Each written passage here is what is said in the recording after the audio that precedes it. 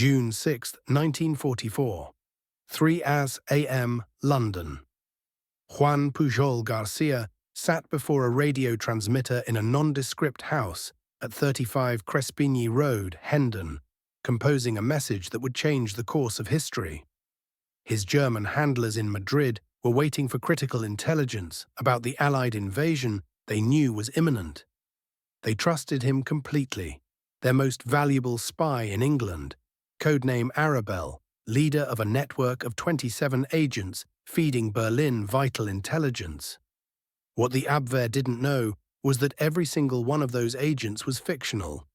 The network didn't exist, and Juan Pujol García, known to British intelligence as Agent Garbo, was about to send Adolf Hitler a lie so convincing it would keep 2 armored divisions and 19 infantry divisions paralyzed 150 miles from the real invasion beaches. At that moment, 160,000 Allied troops were crossing the English Channel toward Normandy in the largest amphibious invasion in history.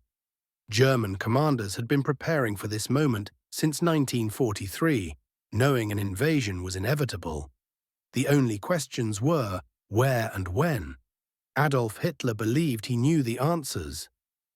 Thanks to Agent Arabel's intelligence, the Führer was convinced the main assault would strike the Pas de Calais, the narrowest point of the English Channel, just 21 miles from Dover to France.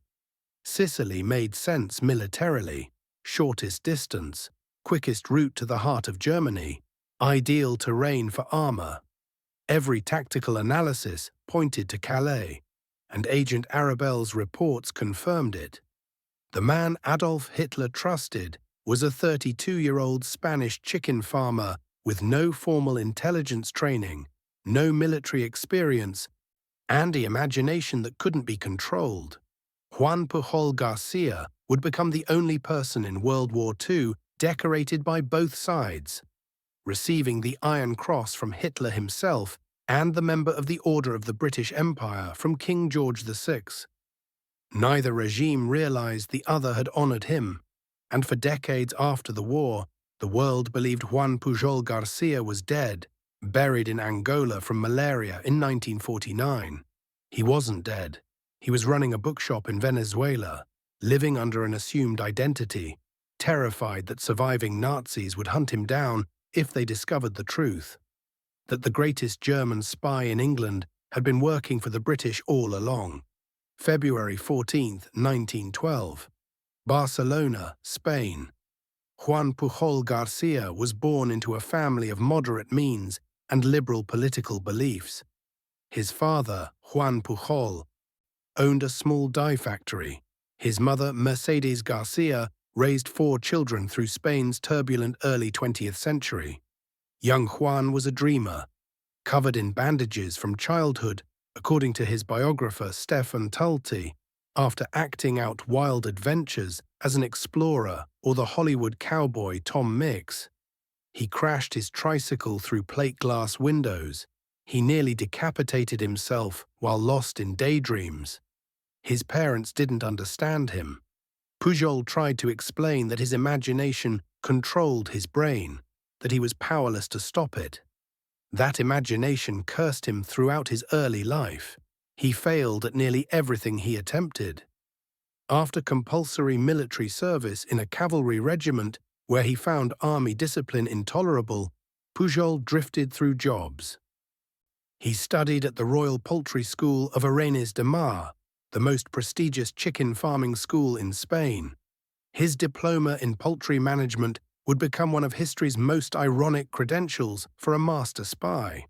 His chicken farm near Barcelona failed spectacularly. He managed a small hotel. He drifted. Then came the Spanish Civil War, 1936 to 1939, a conflict that would shape Pujol's destiny and forge the hatred that would drive his wartime actions. Pujol wanted no part of the war. He hid from Republican conscription for 2 years, living in his girlfriend's parents' home. When finally discovered and arrested, he escaped. He then enlisted with the Republicans, only to desert and join the nationalist forces under Franco. He served in a nationalist signals unit, carefully avoiding combat. By his own account, Juan Pujol García fought on both sides of the Spanish Civil War without firing a single bullet for either. What he gained was a visceral loathing of totalitarianism in all forms. He despised Franco's fascism. He hated communist ideology, and when Nazi Germany plunged Europe into war in 1939, Pujol knew he had to act. January 1941, Madrid, Spain. Juan Pujol approached the British embassy with an offer to spy against Germany. He was rejected. He tried again. Rejected. A third time, rejected again. British intelligence officers in Madrid were drowning in volunteers. Crackpots, Nazi sympathizers, delusional amateurs claiming they could win the war single-handedly. Pujol had no credentials, no connections, no intelligence experience, just an earnest desire to contribute to the good of humanity, and an admiration for Britain. Standing alone against the Axis, the British sent him away. Most men would have given up. Juan Pujol García decided to become a double agent on his own, without anyone's permission. His plan was audacious to the point of absurdity. If the British wouldn't hire him as a spy against Germany, he'd convince the Germans to hire him as a spy against Britain. Then he'd approach the British again with proof that he had German backing. It was circular logic that shouldn't have worked. It worked brilliantly. Pujol created a fake identity as a Spanish government official with pro-Nazi sympathies. He obtained a forged Spanish diplomatic passport. He approached Friedrich Knappe-Reyte, an Abwehr agent operating in Madrid. Pujol told Knappe-Reyte he traveled frequently to London on government business and was eager to do his fascist duty by spying on Britain. Knappe-Reyte was skeptical but intrigued. He put Pujol through basic vetting, checking his cover story, his political reliability, his motivations. Pujol passed. The Abwehr gave him rudimentary training: invisible ink, a code book, basic tradecraft, and $600 in operational funds. His German handlers assigned him the codename Arabel. The instructions were simple: travel to London, recruit agents, and report on British military activities. There was one problem. Juan Pujol García never went to London. July 1941. Lisbon, Portugal. Pujol and his wife, Araceli González Carballo, left Madrid for Portugal, where they told the Germans they would arrange transit to England. Instead, they stayed in Lisbon. From a modest apartment in neutral Portugal, Pujol began sending intelligence reports about Britain, a country he'd never visited, to his German handlers in Madrid. His sources were laughably inadequate: a blue guide to England, British newspapers, library books, newsreel footage, and encyclopedia entries.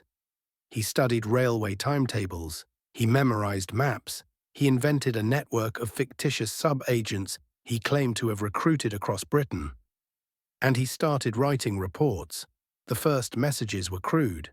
Pujol reported that he'd traveled to Liverpool and observed troop movements. He described Glaswegian dock workers who would do anything for a litre of wine, revealing he had no idea that Scotsmen drank whiskey, not wine.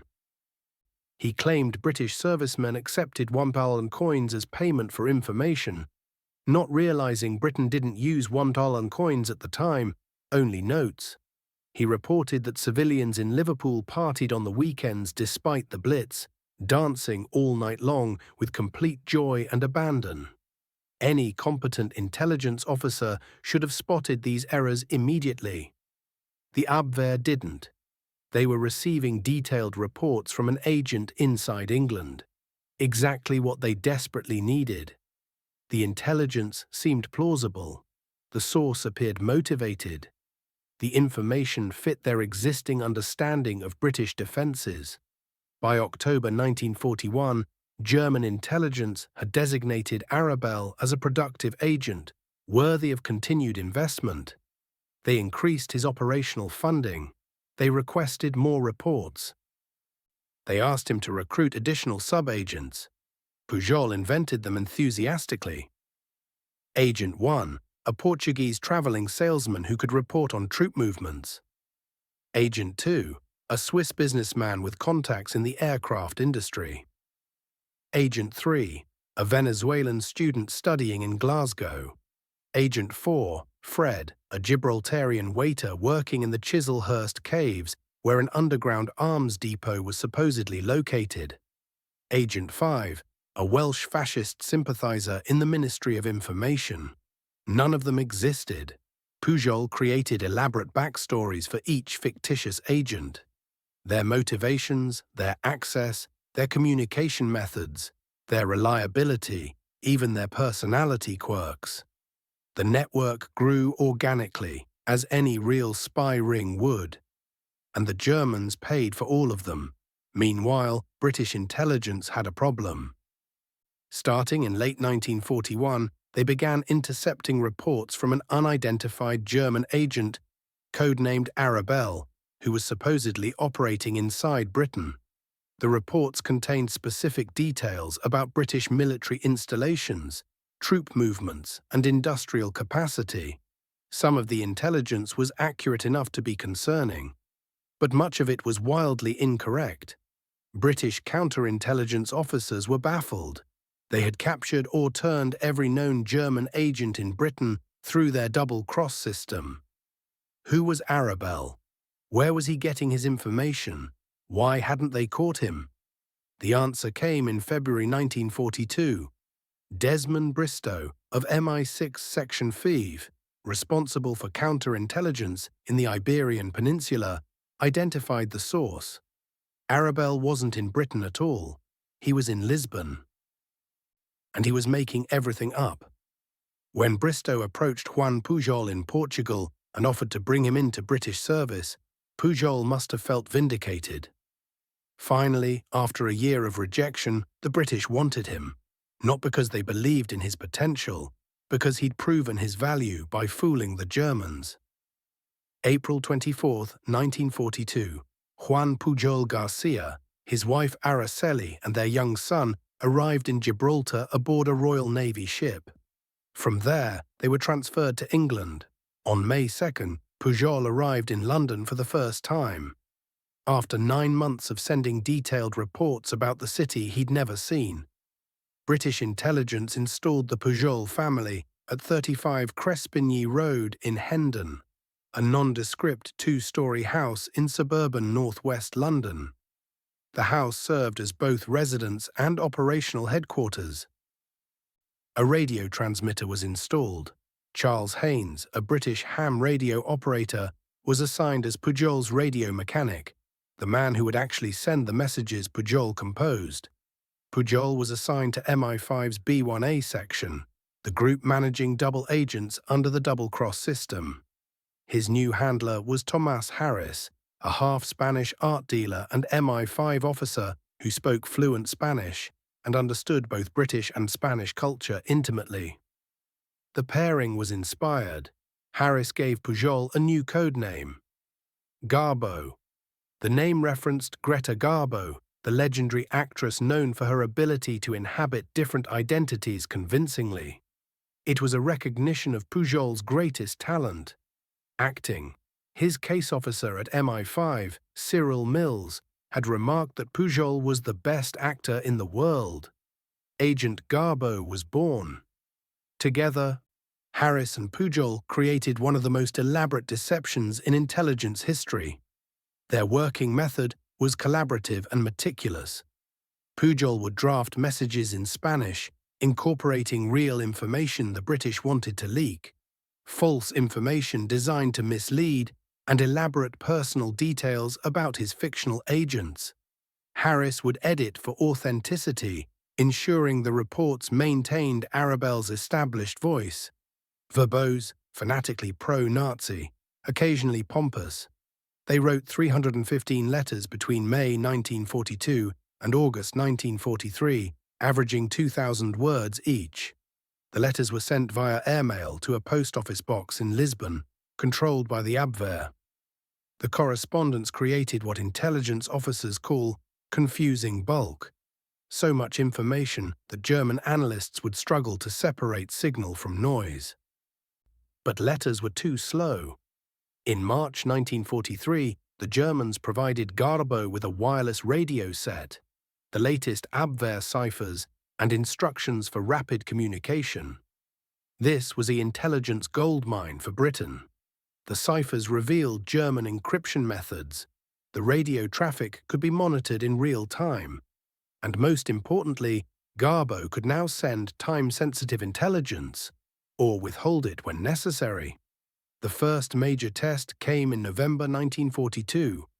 Operation Torch, the Allied invasion of French North Africa, was the first large-scale amphibious operation of the war. It involved 107,000 troops landing at Casablanca, Oran, and Algiers. Operational security was critical. German intelligence was desperately trying to determine where the Allies would strike first. Garbo sent them the answer. On November 2, 1942, Agent 3, the fictional Venezuelan student in Glasgow, reported observing a massive convoy of troopships and warships departing the River Clyde. The ships were painted in Mediterranean camouflage schemes. The convoy was clearly heading to North Africa. The intelligence was accurate, detailed, and potentially devastating to Allied plans. There was just one problem. The letter was deliberately delayed in the post. It arrived in Lisbon on November 7, 1942, just hours before the Operation Torch landings began, after German reconnaissance had already spotted the invasion fleet. Too late to be useful, but perfectly timed to enhance Garbo's credibility. His German handlers sent an effusive reply. "Your last reports are all magnificent, but we are very sorry they arrived late." They didn't blame Arabel for the delay. They blamed the Postal Service. They increased his operational funding. They requested more intelligence. This pattern would repeat throughout 1943, Garbo sending accurate intelligence that arrived too late, or false intelligence wrapped in enough truth to be believable. The Germans came to regard Arabel as their most valuable agent in Britain. By December 1943, German intelligence had invested $340,000 in Garbo's network, roughly $20 million in today's currency. They never questioned whether any of it was real. By early 1944, Garbo's fictional network had grown to 27 sub-agents distributed across Britain, North America, and Ceylon. Each had a detailed backstory and specialty. Agent 3-in-1, a Greek deserter from the Merchant Navy, now working as a waiter in a cafe frequented by British officers. Agent 7-2, a Welsh fascist in the Ministry of Information with access to classified documents. Agent 7-4, an Indian poet in Brighton with left-wing contacts. Agent 7-7, a former member of the moral rearmament movement in Exeter. The network was so elaborate, so detailed, so productive that German intelligence in Spain stopped trying to recruit additional agents in Britain. Why bother? Arabel's network covered everything. This was the assessment of the official history of British intelligence in World War II. Garbo's fictional network was so overwhelming that it suppressed all other German intelligence-gathering efforts in Britain. The Abwehr became dependent on information from agents who didn't exist. January 1944, the message from Madrid arrived via radio. German intelligence had received word that the Allies were preparing a large-scale invasion of Western Europe. They needed Arabel to watch for unusual military activity and report immediately. The date and location were unknown, but the invasion was coming. Garbo's handlers didn't know they'd just activated the most important deception operation of the war. Operation Overlord, the Allied invasion of German-occupied France, had been in planning since 1943. The invasion would involve 156,000 troops on the first day, 5,000 ships, 11,000 aircraft, and landing craft carrying tanks, artillery, and supplies for a months-long campaign. It was the largest amphibious operation ever attempted. Operational security was paramount. The Allies had selected Normandy as the landing site for several reasons. The beaches were wide and relatively flat. The coastline was less heavily defended than the obvious target, the Pas de Calais. Normandy was close enough to provide air cover, but far enough to achieve tactical surprise. The French resistance in Normandy could support the invasion. But everyone, German intelligence, Hitler's staff, Wehrmacht commanders, expected the invasion at Calais. It was the closest point to England, just 21 miles across the Dover Strait. It was the shortest route to Germany's industrial heartland in the Ruhr. The terrain was ideal for mechanized warfare. 3 major ports, Dunkirk, Calais and Boulogne, could support supply lines. Hitler himself had planned to use the same route in reverse for Operation Sea Lion, the aborted 1940 invasion of Britain. His strategic thinking remained fixated on Calais. All the Allies had to do was confirm what Hitler already believed. That confirmation became Operation Fortitude, the codename for the elaborate deception campaign designed to convince German high command that the invasion would strike Calais, not Normandy. Fortitude consisted of 2 complementary operations. Fortitude North suggested the Allies would invade Norway from Scotland, threatening Germany's northern flank and securing critical iron ore supplies from Sweden. Fortitude South, the main deception, indicated the primary invasion would hit the Pas de Calais, with Normandy as a diversionary feint. The deception involved multiple elements working in coordination. The 1st United States Army Group, FUSAG, was created as a fictional force of 150,000 troops supposedly massing in southeast England, across from Calais. The army consisted of inflatable tanks, fake landing craft, dummy aircraft, and fictional radio traffic. General George S. Patton, the American commander Germans feared most, was publicly assigned to lead FUSAG. His appointment added enormous credibility to the deception, as German intelligence believed Patton would lead any major invasion. Real Allied forces were positioned in southwest England, far from German reconnaissance flights. Dummy installations were built in southeast England, where Luftwaffe reconnaissance could photograph them. Allied bombers struck targets around Calais twice as often as Normandy targets, reinforcing the impression that Calais was the primary objective. But the critical element of Fortitude South was the double-cross system.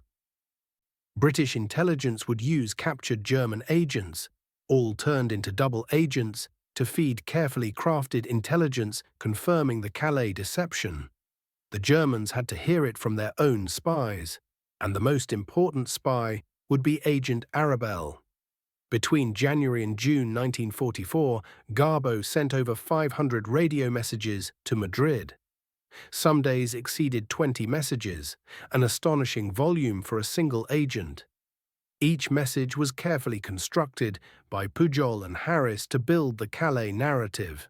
Messages reported FUSAG divisions arriving in Kent and Essex, observed American and Canadian troops conducting exercises near Dover, documented increased supply dumps, ammunition stores, and fuel depots in southeast England, noted visits by senior Allied commanders to southeastern command posts, identified patches and insignia from units supposedly assigned to FUSAG.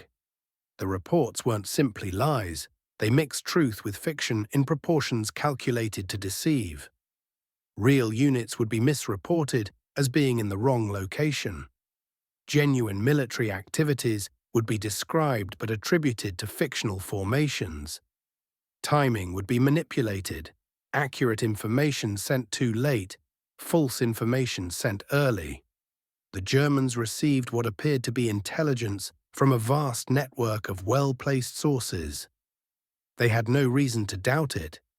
Every piece of Garbo's intelligence fit the operational picture German high command expected. Then came the critical moment. June 5, 1944, the eve of D-Day. The Allied invasion force, 160,000 men aboard 5,000 ships, was crossing the English Channel toward Normandy under cover of darkness. At 11:30 p.m., Garbo attempted to send an urgent message to Madrid. He had intelligence about imminent Allied operations that required immediate transmission. The message was crucial to maintaining his credibility. There was no answer. The German radio operators in Madrid had gone off duty for the night.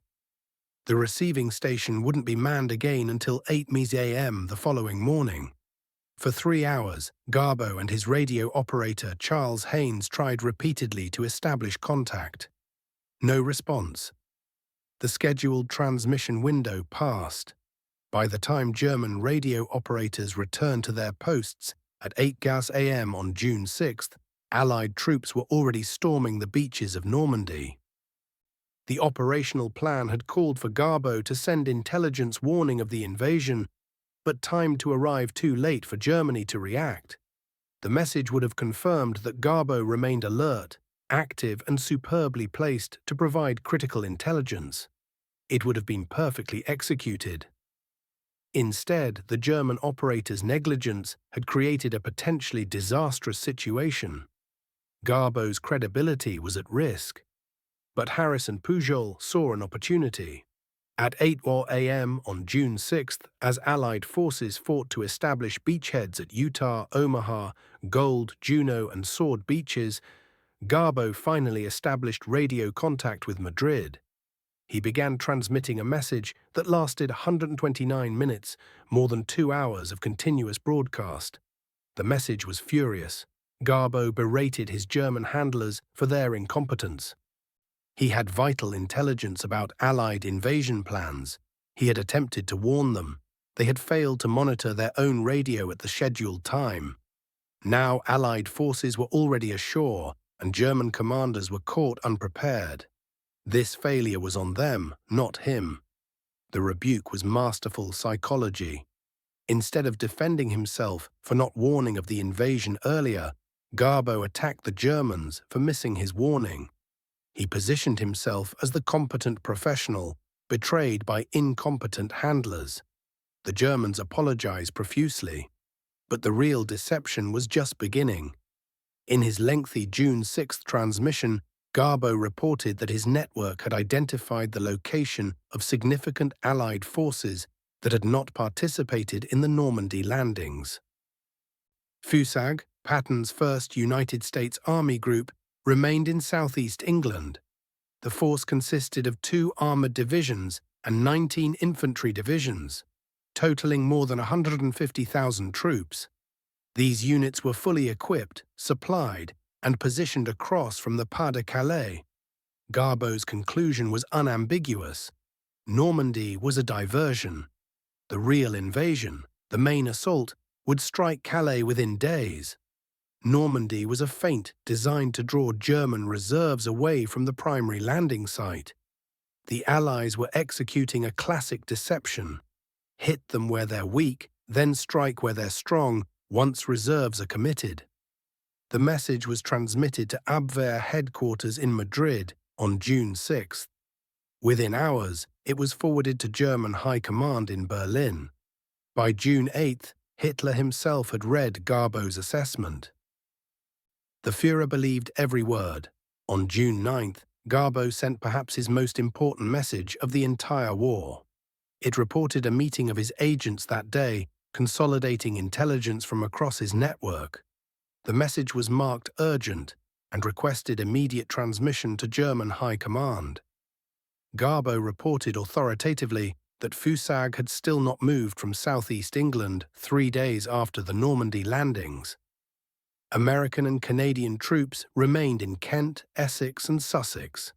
Supply depots showed no signs of depletion. Landing craft in Dover remained fully loaded.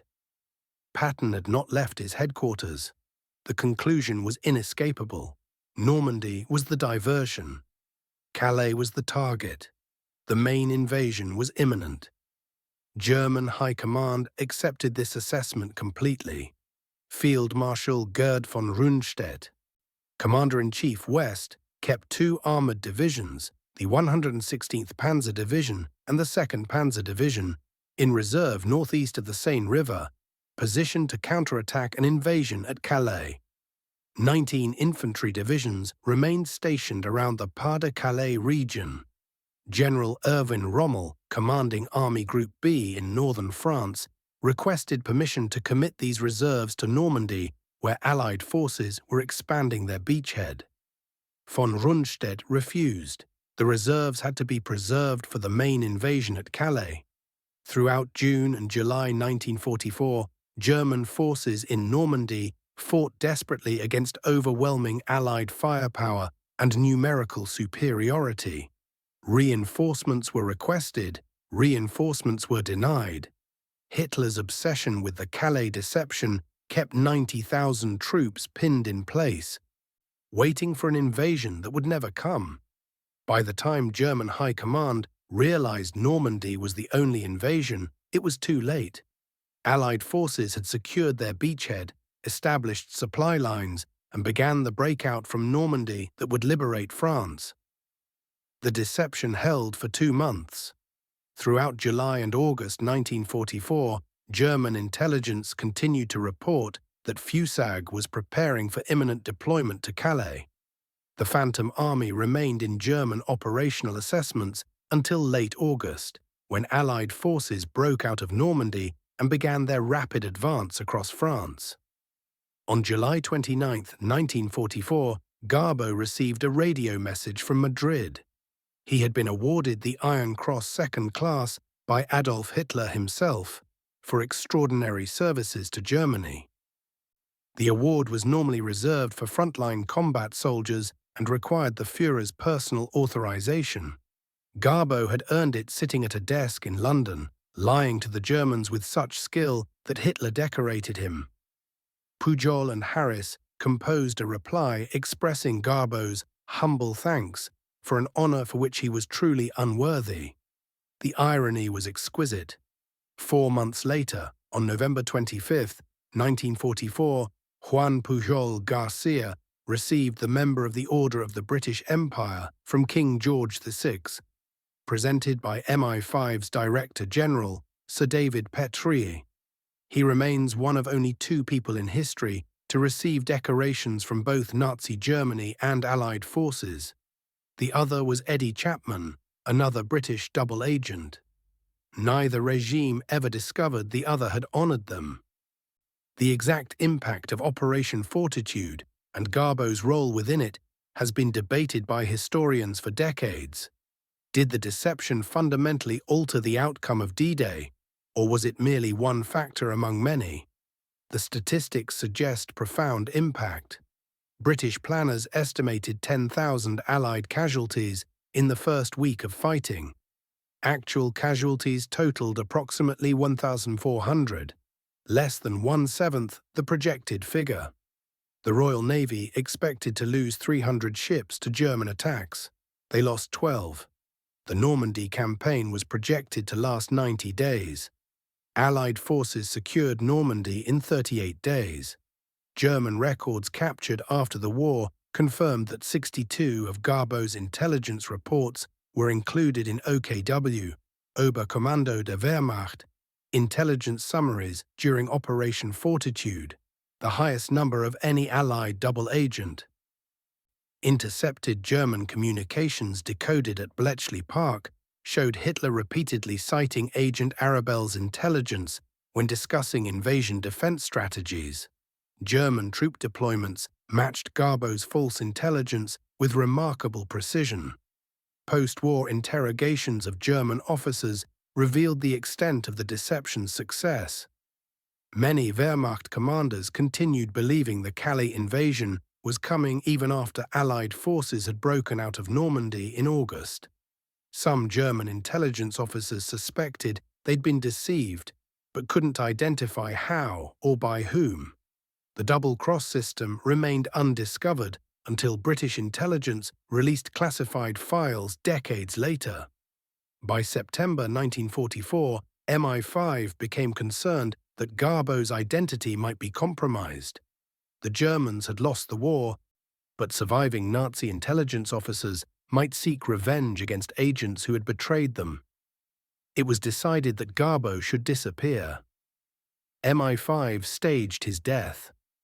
In 1948, with MI5's assistance, Juan Pujol contacted his former handler Tomás Harris and instructed him to spread word that Pujol had died of malaria in Angola. Harris circulated the news through intelligence channels.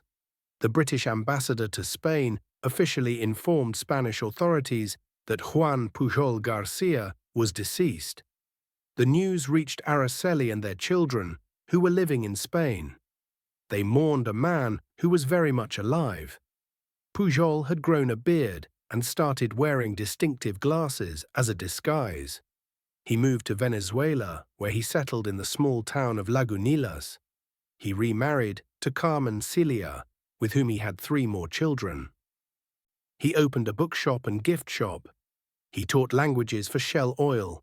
He lived quietly, telling no one about his wartime activities. For 36 years, the world believed Agent Garbo was dead. The greatest double agent of World War II had simply vanished, until 1984. Nigel West, a British military historian and writer, had become fascinated by Agent Garbo while researching Britain's double-cross system. West interviewed numerous former intelligence officers trying to identify Garbo's true identity. None of them knew the agent's real name. Most believed Garbo had died years earlier. Eventually, Anthony Blunt, the Soviet spy who had penetrated MI5 and befriended Tomás Harris, mentioned that he had once met Garbo and knew him as either Juan or José García. West hired a research assistant to call every J. Garcia in the Barcelona phone book. It was a common Spanish name. The search seemed hopeless. Then, in March 1984, a former MI5 officer who had served in Spain provided Pujol's full name and suggested he might still be alive. West tracked down Pujol's nephew in Spain and through him made contact with Pujol's first family. They provided an address in Venezuela. West wrote to Juan Pujol García in Caracas. On May 20, 1984, they met in New Orleans. Pujol agreed to reveal his story. The meeting was extraordinary. A man the world believed had been dead for 35 years emerged from obscurity to reclaim his place in history. Pujol and West collaborated on a book, Operation Garbo, published in 1985. For the first time, the full story of Agent Garbo became public. British intelligence officially acknowledged Pujol's service. He was invited to London, where he met with former MI5 colleagues, now elderly men themselves. He visited the house at 35 Crespigny Road, where he'd composed hundreds of messages that changed history. A blue plaque was eventually placed on the building, commemorating his service. On the 40th anniversary of D-Day, June 6, 1984, Juan Pujol traveled to Normandy. He visited Omaha Beach, where American forces had suffered the highest casualties during the invasion. Veterans of the landing queued to meet him, to thank him. One elderly soldier clasped Pujol's hand and said, "You saved my life." Pujol toured the American cemetery overlooking Omaha Beach, where 9,387 American soldiers are buried. White crosses stretched in perfect rows across 172 acres. He stood among the graves of young men who had stormed the beaches while he sat in London, sending lies to Berlin. He wept. "I didn't do enough," he said. It was an absurd statement. One man, with no training, no weapons, no authority, had created a fictional spy network so convincing that Adolf Hitler based German military strategy on its reports. He had kept 90,000 troops away from the decisive battle. He had contributed to casualty rates 1/7 of projections. He had deceived the greatest military power in Europe for 4 years. What more could one person have done? But Pujol saw the graves, thousands of them, and felt he should have done more. It was the response of a man who understood the stakes. Every life lost weighed on him. Every soldier who died in Normandy represented someone he hadn't saved. This moral seriousness, this profound sense of responsibility, explains why Juan Pujol García succeeded where professional spies failed. He wasn't in it for money, though the Germans paid him $340,000. He wasn't in it for glory, as his decades of self-imposed anonymity proved. He wasn't in it for revenge, though he had ample reason to hate fascism. He did it because he believed, genuinely believed, that one person could make a contribution to the good of humanity. That imagination which had cursed his childhood, which made him a failure at conventional pursuits, which drove him to crash tricycles and nearly decapitate himself in daydreams, became the tool that changed history. October 10, 1988. Caracas, Venezuela. Juan Pujol García died from complications of a stroke.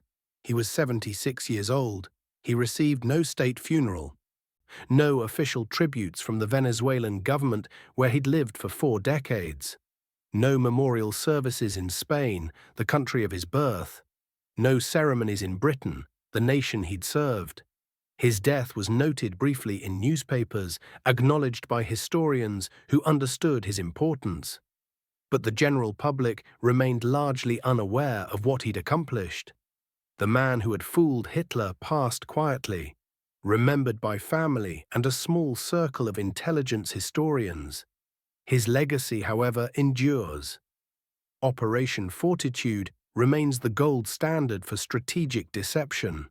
Military academies worldwide study Garbo's techniques. Intelligence services analyze how he built and maintained credibility over years. Historians debate the precise extent of his impact on D-Day's outcome, but certain facts are indisputable. Juan Pujol García, a failed chicken farmer with no intelligence training, created a fictional spy network so convincing that German high command trusted it completely. He sent over 500 messages in 6 months, each one carefully crafted to deceive. He maintained the deception for 4 years without arousing suspicion. He received the Iron Cross from Hitler for services to Germany, while receiving the MBE from King George VI for services to Britain. He kept 2 armoured divisions and 19 infantry divisions away from the Normandy beaches during the most critical invasion of World War II. British casualties on D-Day were a fraction of projections. Allied forces secured Normandy in 38 days instead of 90. The liberation of Europe proceeded with momentum that might have been impossible if German reinforcements had reached Normandy in the first crucial weeks. How many lives did Juan Pujol García save? Thousands, certainly. Tens of thousands, possibly. The counterfactual is impossible to calculate precisely. But every soldier who survived D-Day because German reserves were held at Calais owes something to the Spanish chicken farmer who couldn't control his imagination. The story of Agent Garbo reveals a profound truth about intelligence work and deception. Success doesn't require advanced degrees, military training, or institutional backing. It requires understanding human psychology, attention to detail, and the audacity to attempt what seems impossible. Garbo worked because Pujol understood what German intelligence wanted to believe. Hitler expected the invasion at Calais. Garbo confirmed that expectation. The reports didn't challenge German assumptions, they reinforced them. This is the essence of successful deception. Tell people what they already think is true, provide evidence that confirms their biases, and let them convince themselves. The fictional network succeeded because Pujol created it with novelistic detail. Each sub-agent had personality, motivation, and limitations. They made mistakes that Garbo explained. They occasionally provided conflicting information that required analysis. They behaved like real people, with all the messy complexity that implies. The deception held because Pujol and Harris maintained operational discipline. They never overplayed their hand. They didn't claim omniscience. They sent accurate information when it served British interests, even if it arrived too late to be useful. They portrayed Garbo as a fanatical Nazi, not a perfect agent, making the character believable. And it worked because Juan Pujol García possessed an imagination that couldn't be controlled. The same quality that made him crash through plate glass windows as a child enabled him to construct an entirely fictional reality and convince the Third Reich it was real. In 1997, the British government erected a plaque at 35 Crespigny Road in Hendon, the house where Garbo operated. The inscription reads, Juan Pujol García, Agent Garbo, 1912-1988. From this house, by an ingenious system of fictitious agents, he transmitted information which deceived the Germans as to the exact date and place of the D-Day landings. The most successful double agent of the Second World War. The house still stands. It's a private residence now, occupied by people who may not know its history. But on June 6th of each year, historians and veterans occasionally gather there, remembering the man who sat in that building and changed the course of World War II with nothing more than a radio transmitter and an uncontrollable imagination. Agent Garbo proved that one person, operating alone with nothing but creativity and conviction, can alter history. That totalitarian regimes can be defeated not just by armies, but by audacious lies delivered with perfect conviction. That the greatest weapon in warfare isn't always firepower. Sometimes it's information, carefully deployed. Juan Pujol García never fired a shot in World War II. He never commanded troops. He never flew a mission or stormed a beach. He sat in a house in suburban London, writing fiction that Adolf Hitler believed was fact. And in doing so, he saved D-Day.